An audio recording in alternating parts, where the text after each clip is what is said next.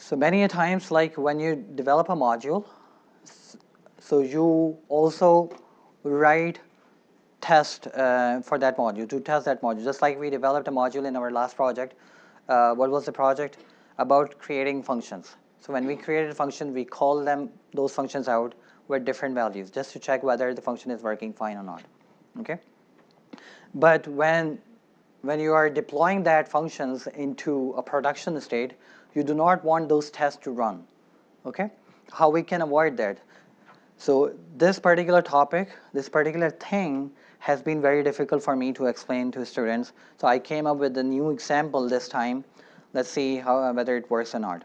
So imagine yourself working for a mobile company. Okay, I do not wish for you to work for this company. Rather, create companies like this. Okay, so make your goals higher. So assume that you're working in a team developing this bigger product. So this product is split into multiple modules. Let's say a touch screen module, which is the team working on touch screen module is responsible for correct functioning of touch screen. Similarly, Wi-Fi module, camera module. So assume that you are working on a camera module, okay, camera team. So you start writing code camera.py, okay, so which is related to this camera module, okay. So you write main code, write functions maybe containing thousands of lines of code, and then at the bottom you write test by passing different possible scenarios, by passing different variables, different values to see whether camera module is working fine or not. Okay? Once it works, like once you're satisfied with the functionality, what will you do next? You need to deploy it into the main application. This is how, by the way, this is how things work in real life. When you're a part of a product, you will not be working on an entire product, rather in a separate teams. And then those separate teams produce their outputs and they are integrated together. Integration team is separate, by the way. So do you think like once I'm satisfied with the logic that I have developed to display a camera or to turn on the camera so that user can see them, so if it is working fine, can I just deploy that? No, why not? What is your reservation? Yeah? Because it needs to go through more testing. Just because the logic is fine, that doesn't mean it might not work on the actual device. So testing and more testing, again, the same argument. So assume that we have been through all the testing that we wanted. Once it is verified completely, then we need to deploy it. Okay? So when we deploy it in production, how will it appear on the production?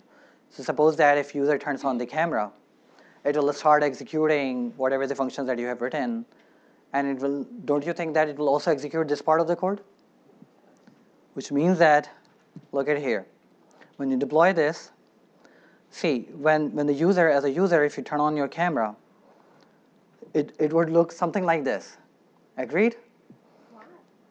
And you will start seeing those test messages on the screen.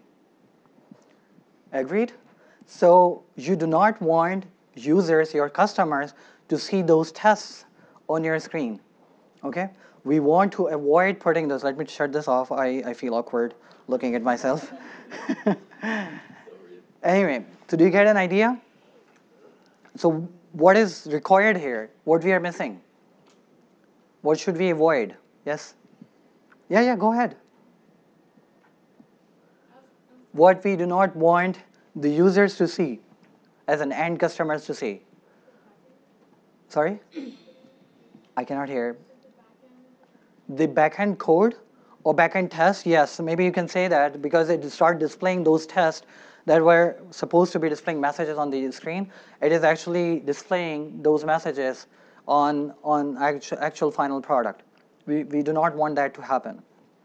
So what we not want those tests to be executed in the production. Okay? How we can avoid it? Any clue? Like I wrote the design, I developed the design, and I need to deploy it. Yes.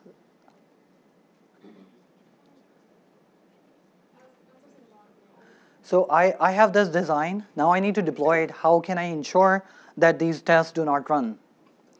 Yeah? You create like a function, so like if the test works, The function itself? Like it just like self-destructs. Destructs? It deletes itself after like it confirms that it works, so that you don't see it. So you are adding more job to the development team. Wow.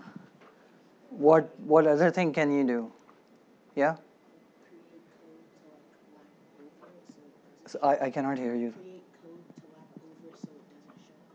Create code to lap over so it doesn't show up. Create code to doesn't show. Yeah, that is the way to go. Otherwise, people can also say that while deploying, just delete those tests. It will not run it. Okay, so that could also be another immediate solution that you could think of. But we do not want these tests to be executed. We also do not want these tests to be removed from the design file. Okay, why? Because if somebody else joining in your team later, they would want to see your code as well as like what kind of test did you perform, what is missing. So we do not want these tests to be removed from the file. So what we can do is recall the discussion that I just discussed before QA session. When we create a file, there are 3 namespaces activated throughout the life of a program: global, local, and built-in. So if I talk about built-in namespace, they are parent, integer, float function which you do not define in the file, but you can still use them. Okay, so it means that these are accessible already in the built-in namespace. Agreed? So like these functions, there is also a built-in variable, and its name is this: double underscore name double underscore. Okay, do not get caught up with what is this. It's just like you give some variable a name, age, assign some value. Similarly, this is a name of the variable. You can give a name. Your variable name can start with double underscore or underscore. Okay, we have already discussed this when we were discussing variables and expressions. So this is a built-in variable. Okay, now when we talk about a variable that is declared, it must contain some value. Okay, so it contains a data type of a string. Okay, just like in here, age equals 11. What type it is? It is what type it is? Integer type. Okay, so this variable contains values that are of string type. There are 2 possibilities. One is it contains this string. So this is again a string, double underscore main double underscore. It's just a sentence. You can say that. Okay, maybe I love CSE. I know you don't, but double underscore main double underscore is also a string. Okay, so either this value is assigned to this variable or this value, the file name.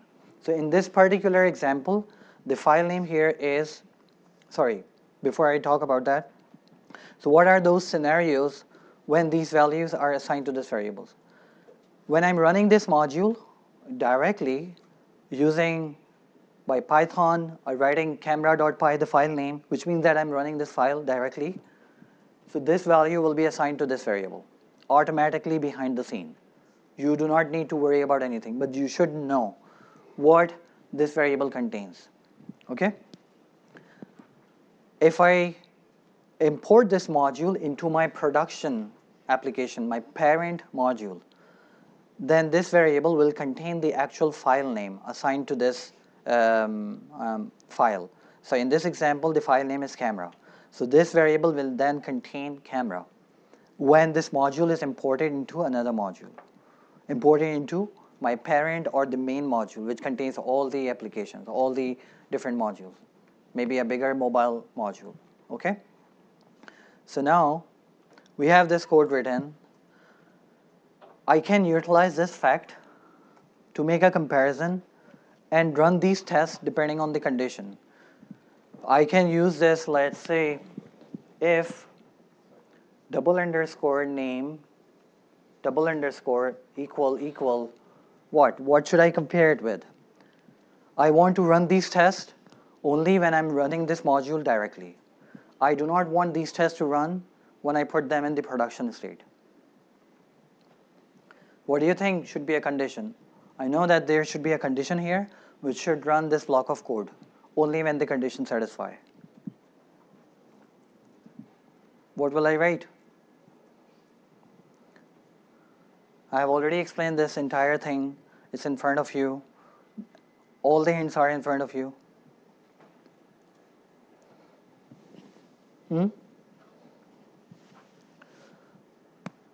Come on. If this built-in variable has a value double underscore main double underscore, it means that when I'm running this file directly, so let's say I have this condition written here. So when I run this module directly, okay, just like I'm working in this module as a team, and I run python camera.py, this string will be assigned to this variable name. Okay, so when it is assigned to this variable, this condition will satisfy. Agreed? And then this part of code, these test statements will execute. Okay? Now, in different scenario, once I verified this condition, verified this module is working fine, I would want to import this into a bigger application, the main module. When it is imported, this variable will not contain this string. It will contain this value.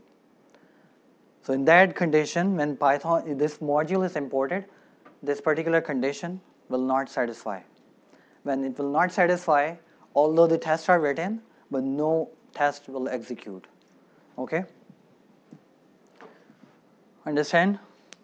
So you may see this if name statements a couple of times in your Zybooks assignments or the template, pre-built template. So this is how it works.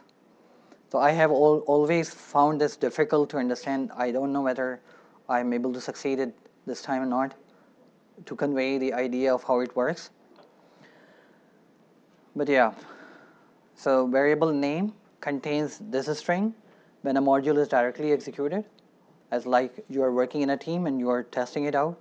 And once you satisfy, you deploy it into another module. It is imported. Then this part of the code will not execute. Okay?